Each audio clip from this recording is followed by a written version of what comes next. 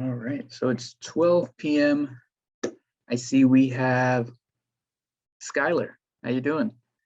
So we're gonna give it another couple minutes here to let people jump in.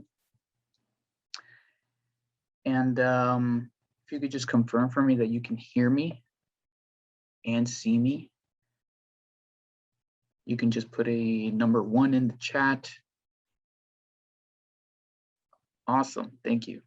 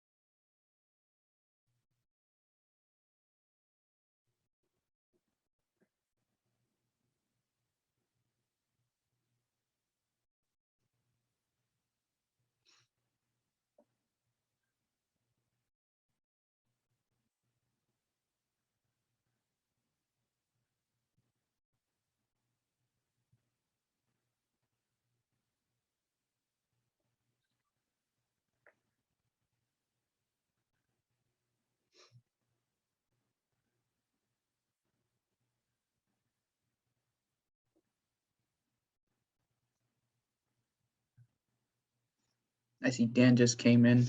We're giving people another couple minutes to come in.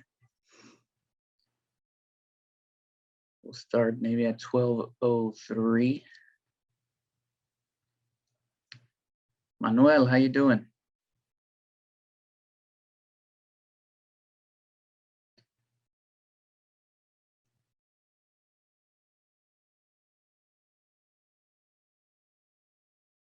Awesome, awesome.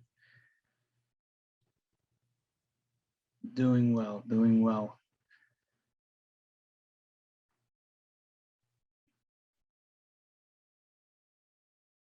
All right, one more minute, we can get started. For those who just came in, we're just giving people some time to jump into the webinar.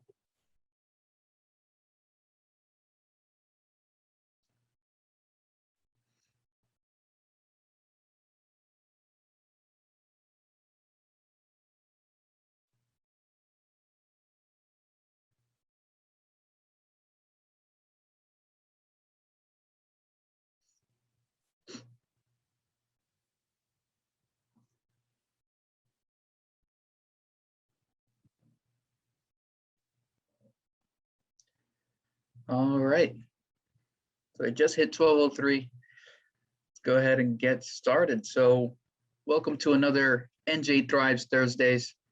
Every Thursday at 12 p.m. is a weekly webinar series where we talk anything about small business. I'm your host, Christian Pichardo, NJSBDC marketing consultant and CEO at nilimomedia.com.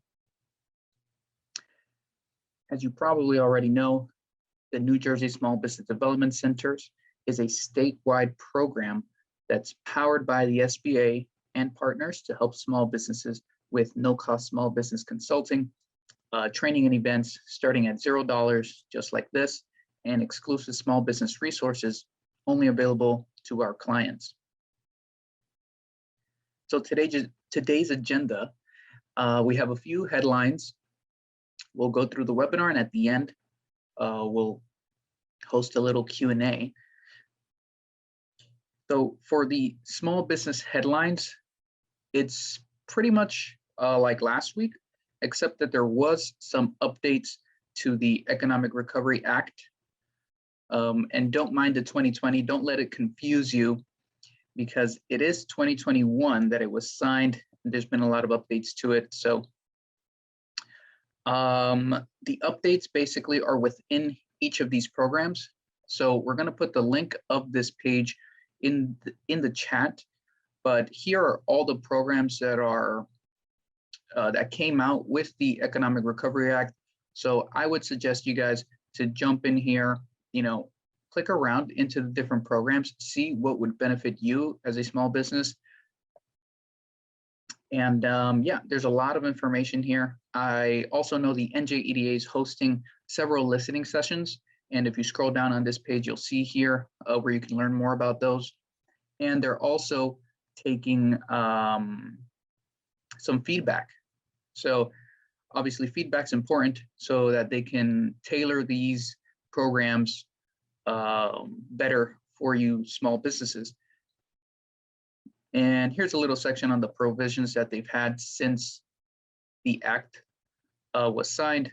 So I guess here's where you can see most of those updates.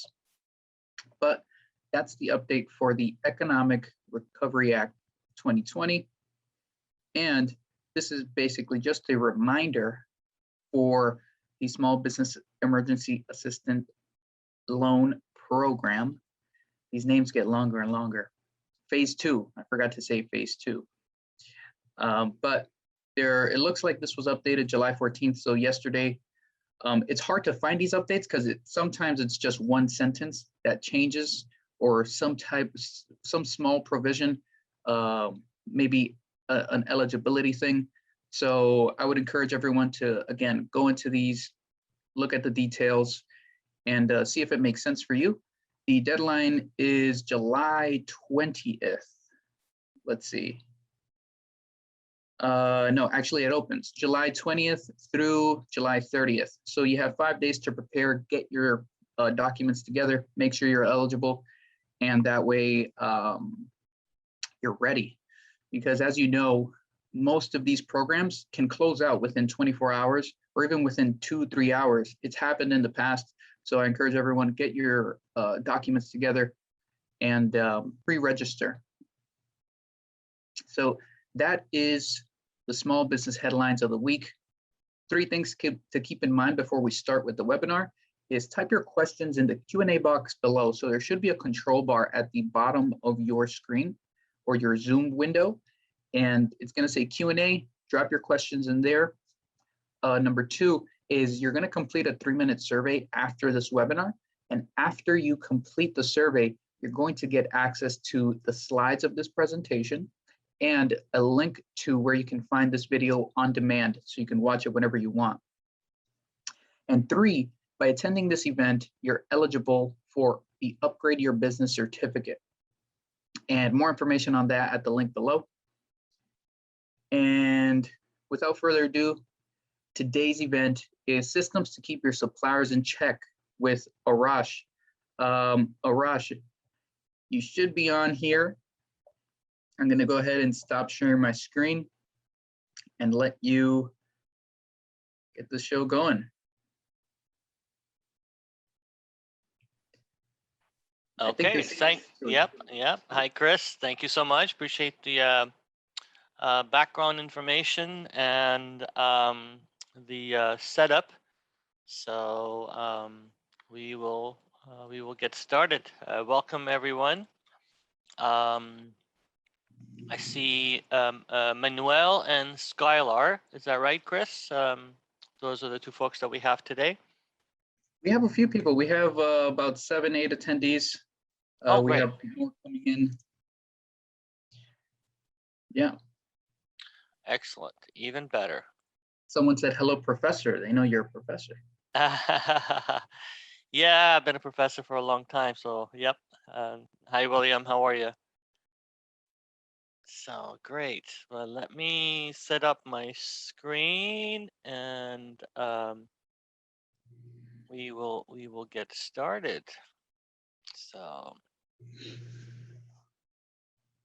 if it's all right with you guys, I will maximize the size of the presentation, but I won't do a full screen because that creates issues with multiple screens and everything else. So I hope that's okay. If you have any questions, just let me know, and I'd be happy to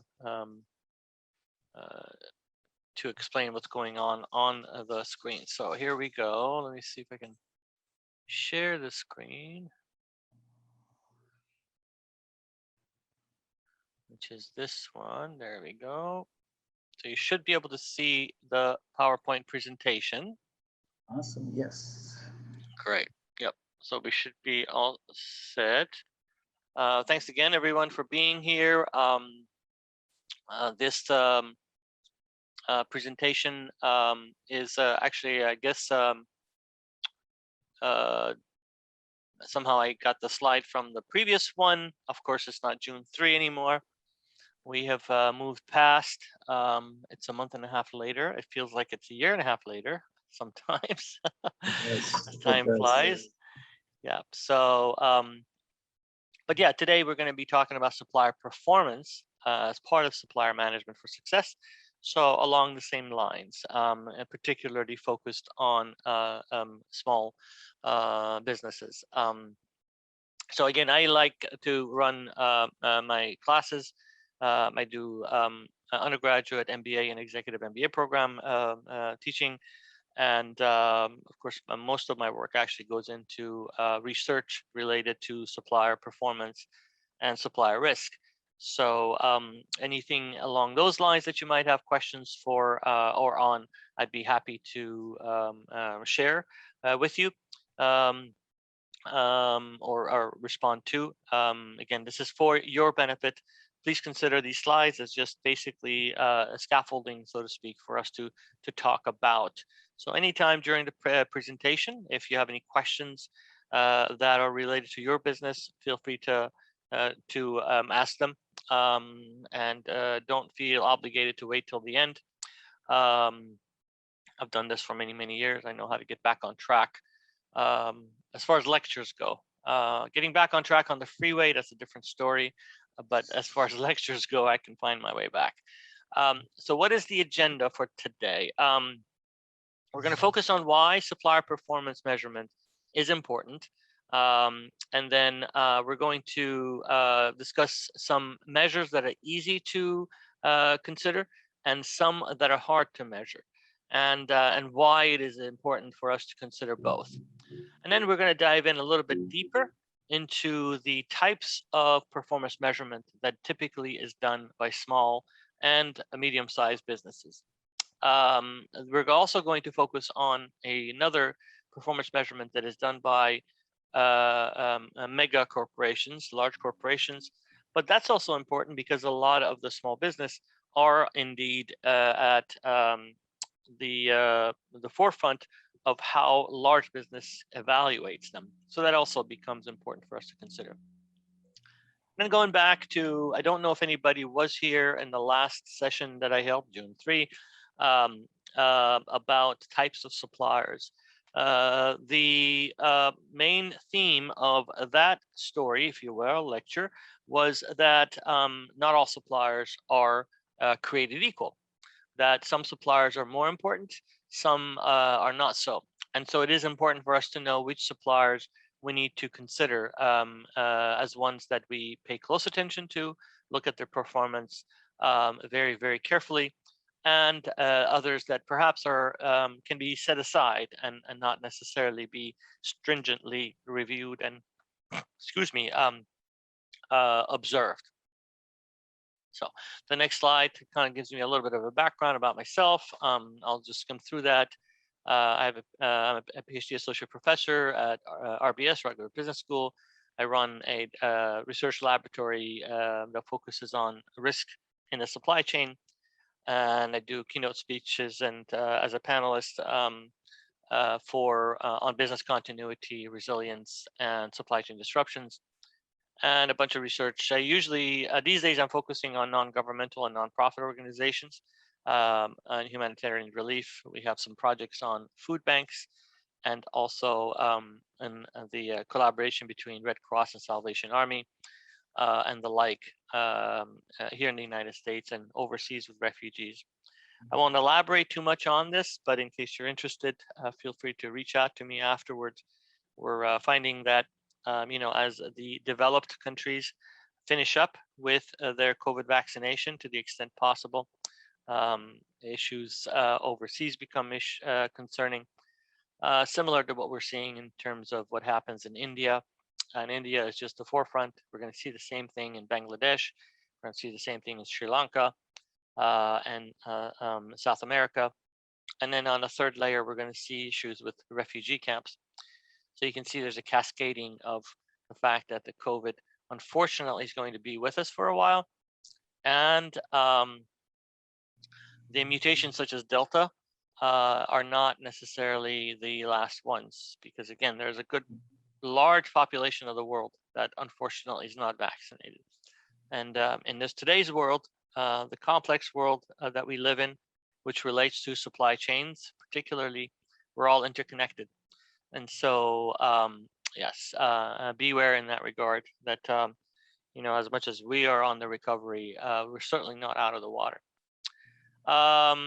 And I've got publications in most major supply chain journals, and I act as a board member for an NGO, Safe America, that we're going to have an event in Manhattan at the Freedom Tower on September 9 in recognition of September 11, 2001 event. And we're particularly going to be focusing on how to keep America safe. So anyway, that's a little bit about myself. But let's get back to why you guys are here. Here are some examples of failures of suppliers as of late that have affected large and small size businesses. Some of these we talked about last time, and some we didn't, but important to recognize. Feel free to raise your hand or put a 1 in the chat as Chris did.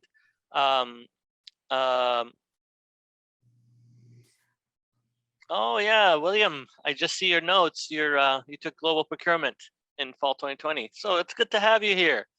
I will digress. I won't take too much of the other audience's time, but feel free to drop me a little note about what you're doing and what your business is. Would love to hear it. Yeah. And so somehow Manuel Medina sounds familiar too. Gosh. At any rate, if you're familiar with any of these three, feel free to drop in a note or open your mics. I will start with the least interesting one, and then I'll leave the 2 more interesting ones for you if you want to chat or make comments about. The least interesting one, important but interesting, is raw material, print and packaging material that is occurring because of the coronavirus. Example, we were running out of the little sticks that were going into the swabs for taking samples of corona testing at some point. The little plastic things, you don't think too much of that, but those have to be a particular type. And so that essentially stops the ability to run tests. Same thing that happened with at some point we were running out of material that would make ventilators at hospitals. So that's one. The one on the left talks about microchip shortage. If you're familiar with that, or if you're not familiar with that, I should tell you what happened is because of the virus and the pandemic, people were not buying cars. Of course, we were all stuck at home, which was nice. You didn't have to pay for gas, but the car companies were really hurting. More importantly, there wasn't enough microchips that were going into cars, and so the microchip suppliers shifted their production towards, guess what? They were making more microchips that would go into tablets, computers, and laptops. Why? Because we were using more laptops and computers at home. And so, of course, those are different product lines. And so what ended up happening is that in order for the microchip companies to shift their production back, that takes time, and it requires planning. And of course, the car companies never could predict exactly when they would need these microchips. Short version of the story is that there are a significant number of cars taken out of production simply because there are no microchips. Fascinating, right? Now, of course, if you want a Model T or perhaps a 1968 Mustang, you don't have to worry about that. But most of us have cars that have all kinds of electronics in them. And so you can see, and in fact, everybody is talking about, I'm pretty sure everybody here has heard about it, is this is not the time to buy a car because they're going to charge you an arm and a leg. The question is, how long does it take? I would say 6 months before you really, if you can hold off for about 6 months, you're going to be better off till things get back to normal. So that's the example on the left hand corner. And then the right hand corner one is the most interesting. Now, kudos to, oh, lovely, coordinator with a small architectural firm. Yep, if we're not connected on LinkedIn, I think we are connected, William. But yeah, feel free to, yeah, that's right. I recall your name now. Excuse me.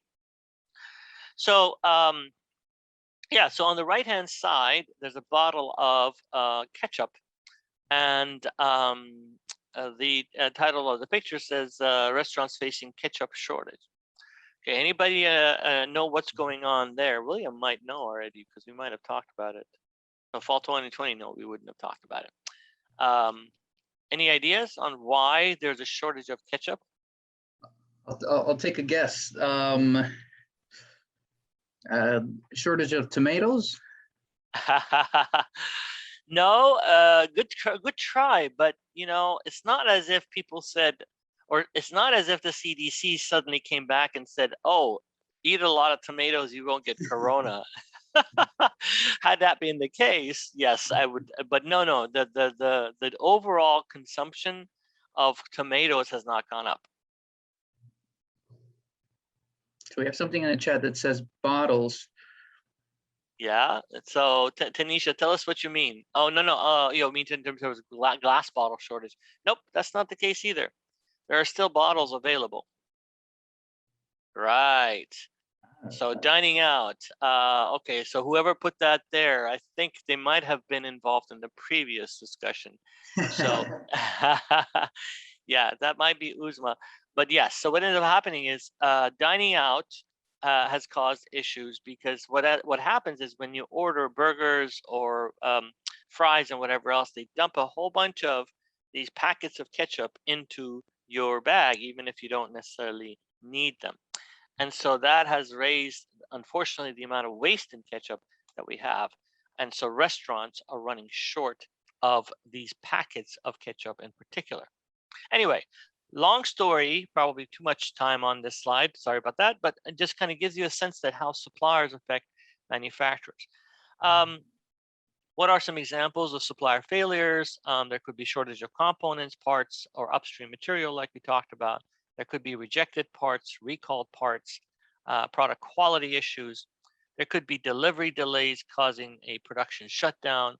There could be non-compliance with regulations, and on and on and on. You can kind of think about your own company, small or large, as to how suppliers can really affect your way of doing business. So it's important for us to keep an assessment of what's going on with suppliers. But how do we do that, right? So we can do it the easy way. We can ask for cost, delivery reliability, rejection rate, quality. These are easy and quantifiable. Great, simple, straightforward. The problem is that doesn't capture it all. There are other factors too. Some other measures are difficult and more subjective. They're not quantifiable. Can the supplier resolve problems? Does the supplier have attention to and the ability to address issues that are coming up, like the coronavirus, like the shortage of a particular item? You know, how do they manage shortage of ketchup, for instance? Do they have the technical abilities to change their manufacturing technology? If I change software and I want to talk to them, can they do that, right? And it's not a matter of can they or can they not, but how much trouble, how much pain, how much headache do I have to deal with for them to be upgraded or updated? How well are they able to report sudden issues? If they run into trouble, are they going to tell me about it? Can they fix the problem, or how quickly can they fix the problem? You see, so I can carry on talking about this, but there are some factors that are difficult and subjective, and some factors that are easy and quantifiable. So now the question becomes, what kind of measurements is the best way to do, especially for small business, because certainly their resources are limited. So it gets even more complicated, right? What is the standard, right? Where am I going to expect? Am I going to expect 100% quality from all my suppliers? Am I going to expect next day delivery? Am I going to expect the supplier to promise 5-day delivery and any more than 5.5 days is considered late and I'll fire the supplier? So what is the goal? When do we pass? When do we exceed the goal? Those are all things that we need to determine. We need to figure out if there's industry benchmarks. Is there do we base it on past performance of the supplier and hopefully improve them, right? So these are that's at least one element of a performance measurement program. Oh, by the way, what is the frequency? How often do I want to check to make sure that a supplier is compliant and doing the right thing? Weekly, monthly, yearly? So there is no set standard for these. Small business, large business, medium size, doesn't matter. We essentially have to develop that based on our own assessment. Now, of course, you can benchmark it with other businesses. There are consultants that can help you. There are software programs that can make suggestions, right? And most likely, you're also going to really think about it yourself based on your gut feel about a particular supplier. And then let's say we set up a frequency. Do we tell the supplier about it? How often do we tell the supplier about it? Oh, and then lastly, perhaps, who's going to look at the data? Is it just going to be the buyer in your company? Is it going to be a cross-functional team? Is the CEO going to be involved, right? Is there going to be auditors and external reviewers? Are you going to use a third party, for instance? And what is the extent to having the supplier be involved? All of these factors come into play in terms of setting up your performance, the performance measurement. Okay, so I'll share with you 3 different approaches. Okay, the simplest one is basically like a traffic light, very, very simple. We call it categorical, right? And we categorize suppliers into 3 groups. Green, the supplier meets or exceeds expectations. He or she has good quality. They're delivered on time, right? The quantities are right. You know, they resolve problems adequately. We just generally have a good feel about it. No problems. And there's yellow, the supplier is kind of borderline. They have concerns to be addressed in terms of quality, but you know they're doing a good job with delivering on time. They're really putting their best foot forward, but there's areas of improvement. So we may need to provide them some guidance as to what our expectations are. And then there's the red group, right? The bad apples in the basket, so to speak. They're just failing. It might be time to replace them or place significant conditions for future business on them, right? Green, yellow, red. Okay, so this particular approach is pretty straightforward. Now, keep in mind, nobody is talking about a single supplier, right? Even a small business is likely to have at least 50 suppliers when you think about everything, from the electrical service to delivery of, let's say, if it's a small restaurant, delivery of bread and food, etc. If it's a medical establishment, let's say containers for blood sampling, for instance, or samples, alcoholic swabs for a doctor's office, whatever it might be. And so there's quite a number. A typical manufacturer has over 200 suppliers. Now keep in mind that 200 suppliers, to keep track of them, it is unlikely that you would be able to have a multiple group in your buying office. Usually that responsibility is shared. So the less complicated and the more assured I am, the better. So oftentimes with small business, this categorical approach is the one that's used. Yes, no, or somewhat problematic.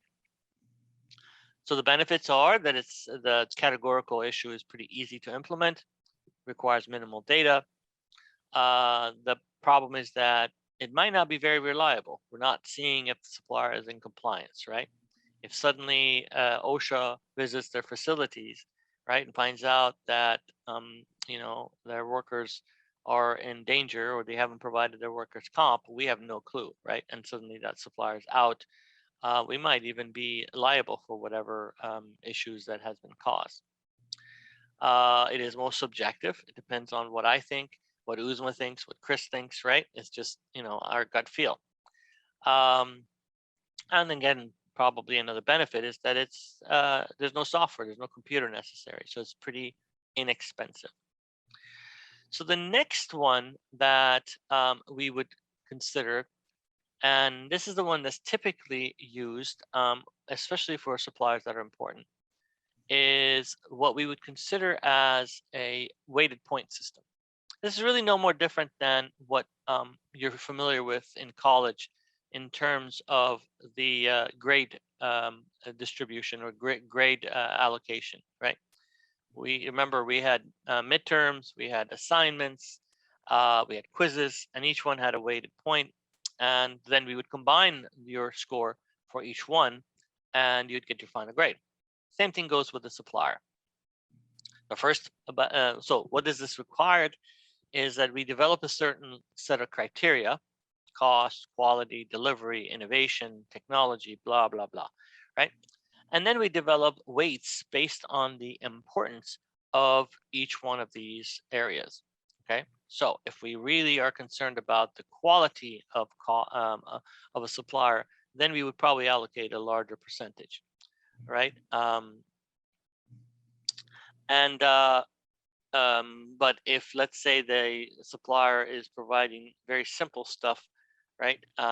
Let's say the supplier is providing sundries such as toilet paper and cleaning supplies, right? So I'm pretty sure that quality is not as much of an issue, but we really need to have that stuff on a daily basis or a weekly basis. So delivery is important, on-time delivery in particular. So I allocate a larger percentage there. So as an example, you'll see the table I kind of made in the bottom here of the categories I chose for a simple weighted point system. Of course, these systems can become a lot more complicated. So in this system, I said, you know what, cost is pretty important and quality is pretty important. I'm a little bit worried about delivery, but not as much. And nothing else is that critical to me. And of course, I can put environmental compliance, I can put employee treatment, I can say even collegiality and niceness of the salesperson, whatever it might be, right? Customer service, phone call, wait time, whatever you want to put on there, you can certainly do that. And then we allocate a weight, 35, 35, 15, 15. So we have two suppliers, and you just kind of get a sense of what's going on here. The supplier 1 gets 4.5, 4.5, 3.5, 3.8, and supplier 2 on the same weighted score gets 5, 4.8, 3, and 3. And then we basically get a weighted score of 84.9 and 86.6. Now, the same type of evaluation can happen when we're selecting suppliers. There's only a difference, and that is that sometimes we don't have information about new suppliers, right? So that becomes important. Okay, so let's see if anybody in the audience can differentiate. What is the difference between supplier 1 and supplier 2?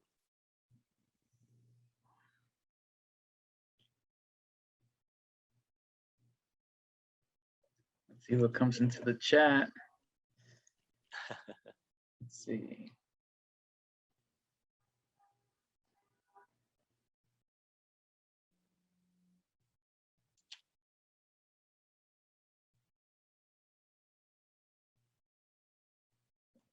Let's see. Nope, we haven't. I don't think anyone wants to dare to answer. Okay, yeah. There we go. There we go. Cost and delivery. That's right. So 1 is focused more on cost. Supplier 1 really wants to focus on cost and quality, right? Right. I'm sorry. Supplier 2 does better there, whereas they kind of come short on delivery.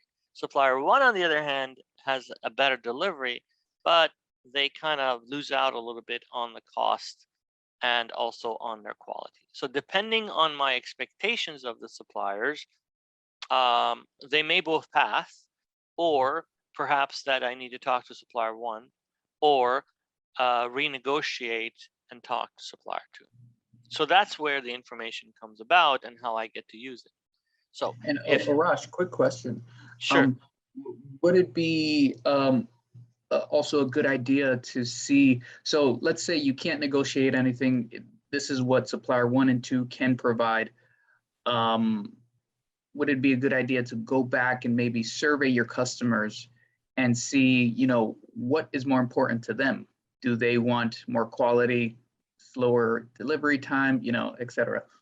That's absolutely right. So keep in mind that my perspective, or the perspective that we're sharing here, is on supplier management, right? And then there's a bridge towards marketing and sales, right? Right. So this is on the supply side. And so my job, our job, you and I, for instance, as supply managers, is to take this information, or already have the information from marketing, to say, look, my customers really are concerned about the cost of the product, or my customers really can't fathom or get frustrated with late delivery, right? Right. And so, we say supply strategy needs to meet corporate strategy, right? Align with. And so corporate strategy is essentially which one is more important, and perhaps they're all important. And that, in that case, both of these suppliers are going to have to get a little bit of talking with, like, hey, we need, this is really funny. I have to digress a little bit, but so my daughter and I went and bought a car. I won't tell you the dealer or the brand name of the car, but they were so bold, and they said, hey, you're going to get a survey about your experience and about the value of the car. And the guy, it just shocked me that he said that. He goes, listen, we need 10 out of 10. And I said, okay. And he said, first he starts by saying, please give us 10 out of 10. And then I looked at him. I said, okay, that's fine. In a nonchalant way, like non-committal way, because I do this for a living, right? I mean, I do surveys, and we talk about this. And to just give 5 out of 5 to both of these suppliers is a little bit being unfair. And then he looked at me, and I am not kidding, right? And he goes, listen, if you're not going to give 10 out of 10, just don't do it. Can you believe that? Wow. No. Yeah. He says, please, if you're not going to give us 10 out of 10, don't do it, because corporate is going to give us a hard time. I'm like, well, I'm sorry, but that's your corporate policy. I'm not going to accommodate. But anyway, I didn't do it. I didn't do the survey. Like, right? It's like, okay, I just don't want to have to worry about this and think through this, because as a professional and academic, this thing's going to haunt me. Like, should I have done it? Should I have not done it? Did I get him in trouble? You don't know if they probably fired the guy because of you. Exactly. So, but you can see how I think we may be over emphasizing. To be honest, expecting a 10 out of 10 from a company or a supplier, or 5 out of 5 in our case, perhaps is a bit unrealistic, because it's like, that's grade inflation. I can't give all my students A+, right? It just doesn't, otherwise the scoring doesn't make any sense. Anyway, so yes, thank you, Chris. Excellent question in that regard, that we do need to align for the two, but nevertheless. And again, these weighted categories can be, I've seen them as many as 25 different areas, and I'll give you some examples of areas: sustainability and green practices, again, environmental protection and regulations, right? Worker treatment. What's the latest one? Oh, risk management, right? Business continuity and risk management, right? How have they handled? What happens if we have, let's just set aside pandemic. We overemphasize the issue of Corona these days, because it's readily on our mind. But what happens if we have another Hurricane Sandy here in New Jersey, right? Are they going to be able to handle it? Do they have enough inventory? So all of these factors can become pretty important for the purposes of a supplier's assessment. So you can imagine how the midstream approach being somewhat more requiring a bit more effort, but also being beneficial. So before I share the upsides and the downsides of the midstream approach, let's see if anybody wants to share some thoughts on it. What are some benefits and detriments of this weighted point average system?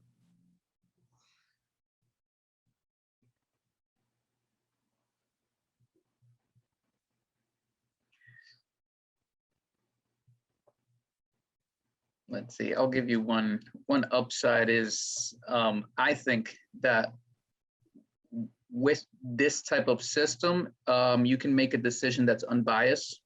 So it's just, strictly numbers, and you'll probably end up with a better result that doesn't have to do with your personal choice. You might have felt some type of way about one supplier versus the other.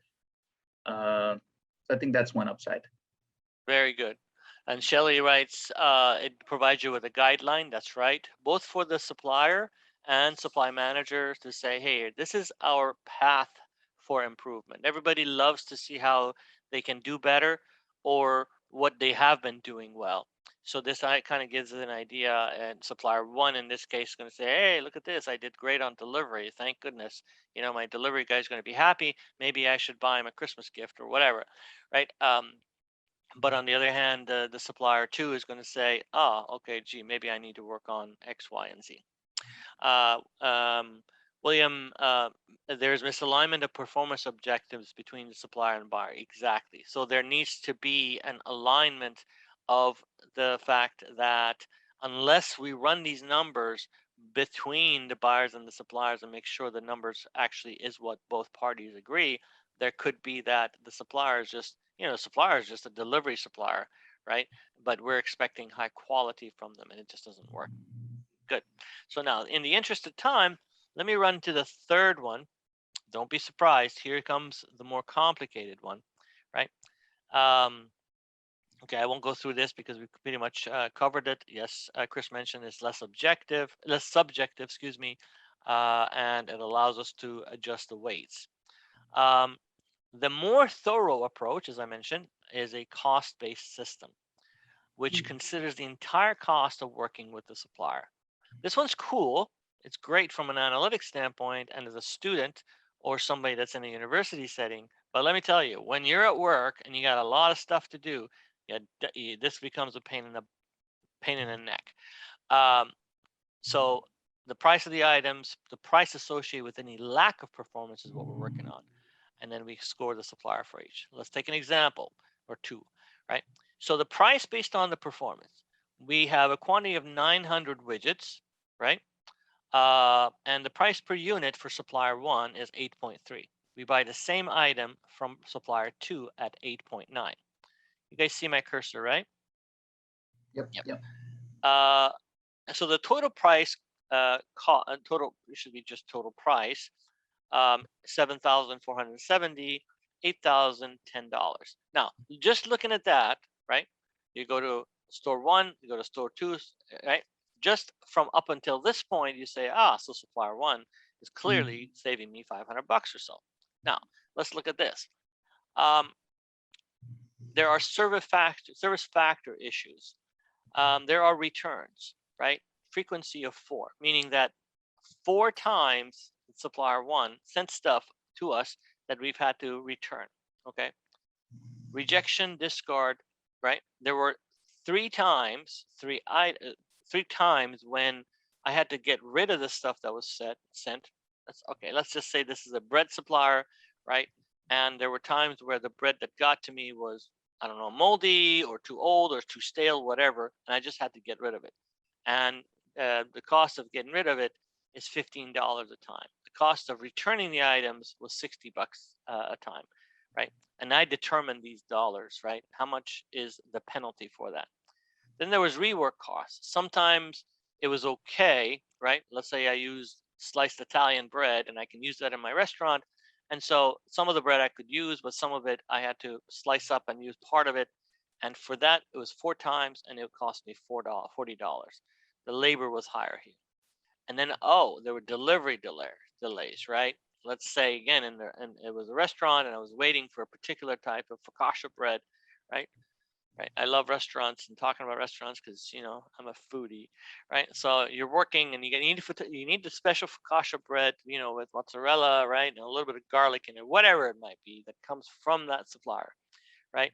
But you don't have it, and then and that delivery delay means that your customers were unhappy, so you charge $250 per event at $40. Okay, so frequency times the event cost. This is the penalties or the cost of me doing business with that supplier. So this is a negative cost.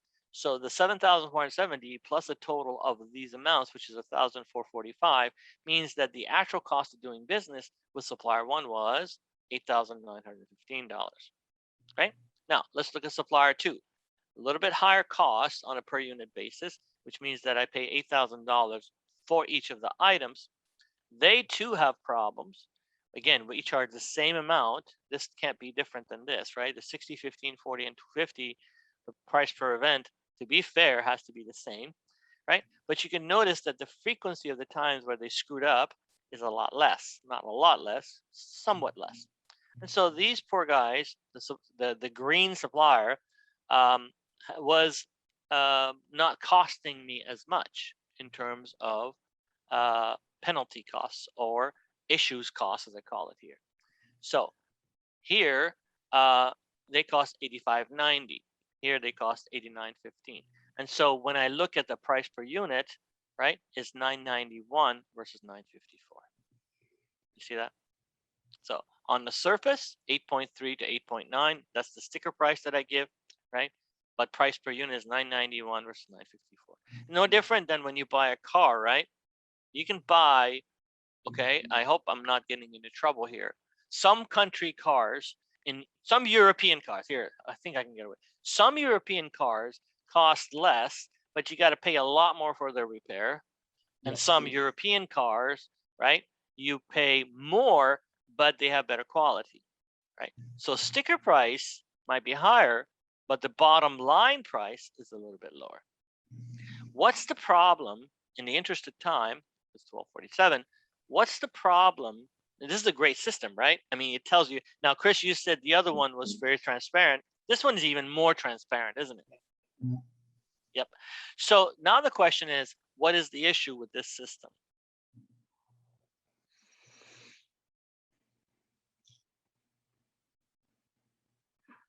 Well, it's not taking into account, well, it's taking in the cost. So it's more focused on the numbers, but not, maybe satisfaction with delivery, and you might have to add the other approach as well, probably with making a decision. I think both of them are a little different here in terms of the results. One is more business oriented, the other one's just Absolutely. This is very much cost oriented, isn't it? You don't, there's no relationship here. Maybe supplier one is just a very, very nice, they're flexible. Yeah, they have some quality issues, but they're accommodating us and they're working with us on new products. They're able to change their product line. Again, going back to focaccia bread, if I call them up and say, hey, can you make the focaccia bread with zucchini instead of the tomatoes? They're like, yeah, no problem. So the adjustment of flexibility and whatnot, that's not captured in this at all, is it? And so, and it's a very penalizing approach. Some very large retail establishments, shall remain nameless, you can imagine them, use this approach, right? And they're like very much penalty oriented.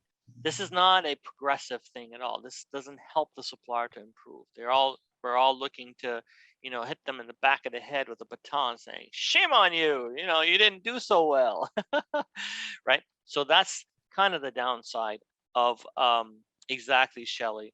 The customer satisfaction aspect is not reflected on this.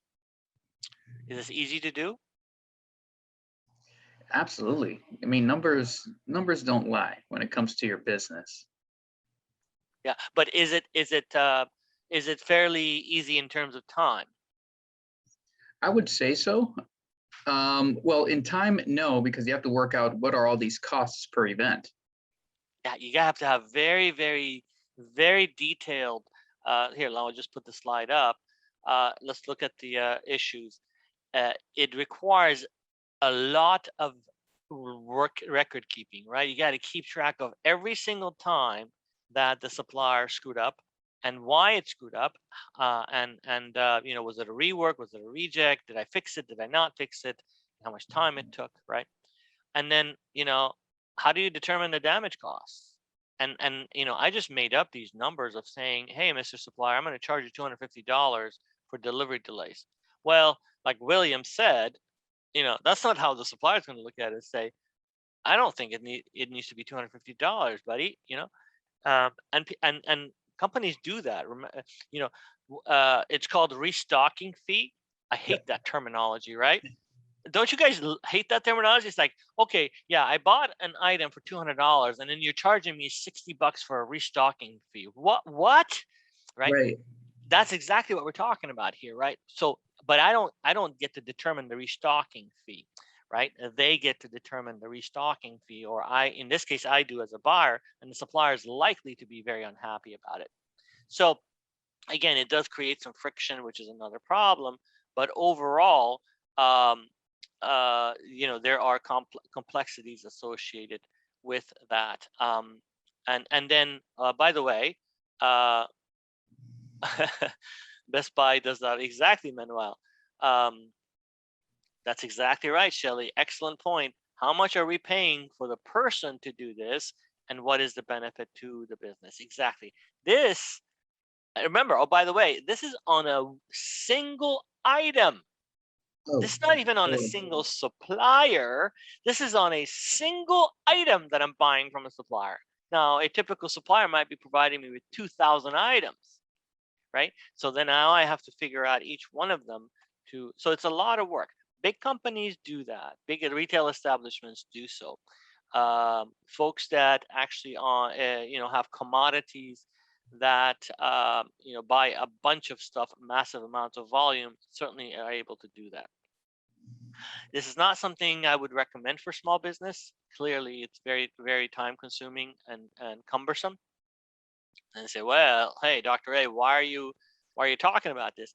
Well, it's important for you to know because it is likely that you would deal with large corporations that would do so.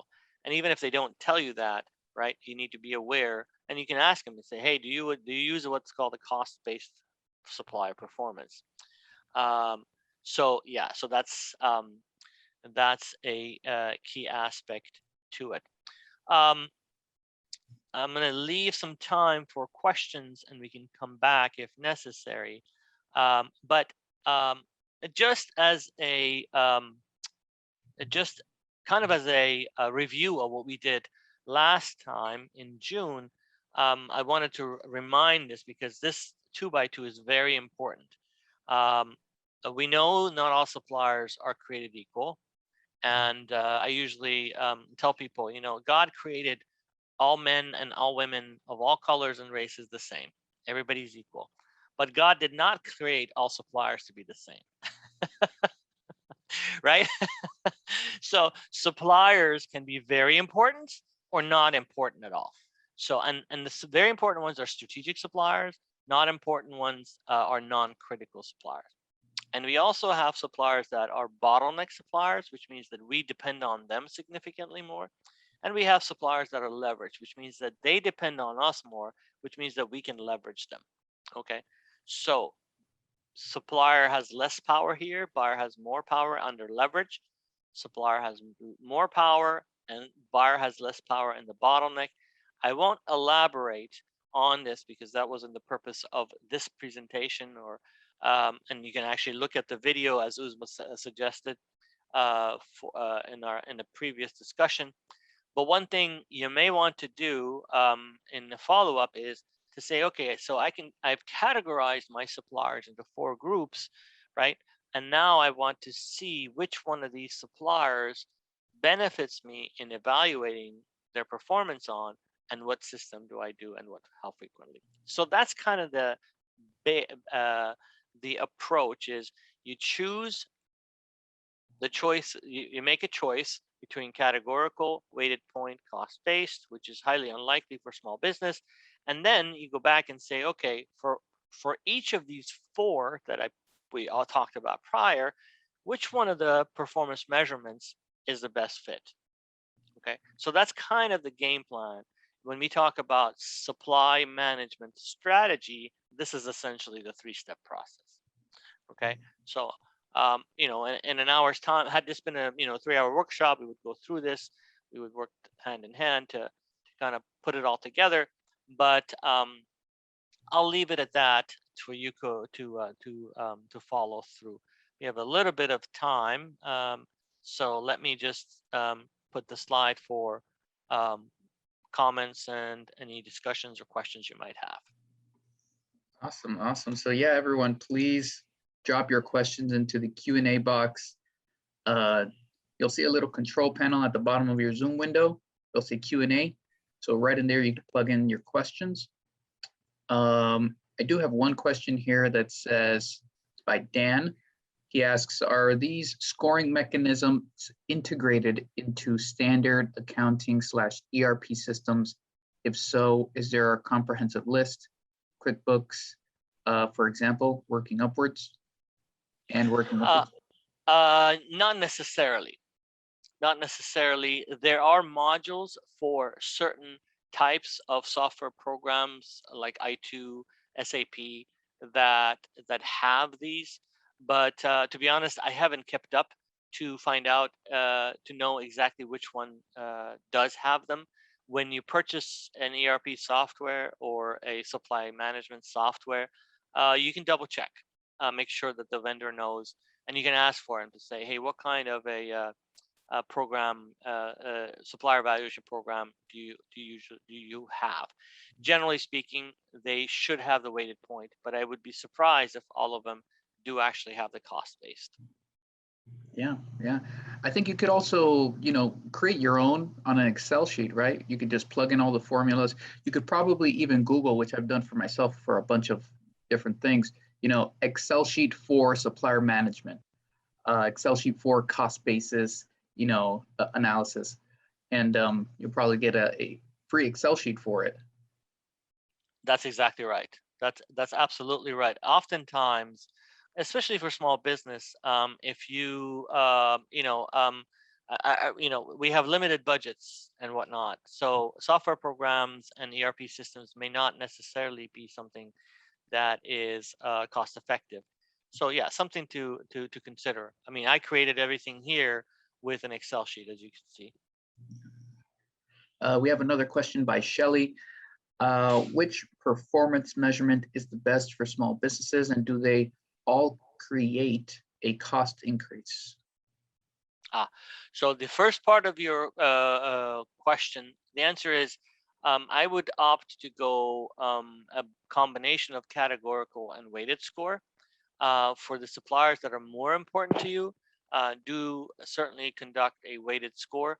For the suppliers that are non-critical, not that important, it's just not worth the time and effort. However, one thing we didn't talk about today, and I should have probably put a footnote down, is nothing replaces communication. Okay, so when you do performance, a phone call goes a long way. And just calling up the supplier and saying, hey, how's it going? Everything okay? Are you paying your bills?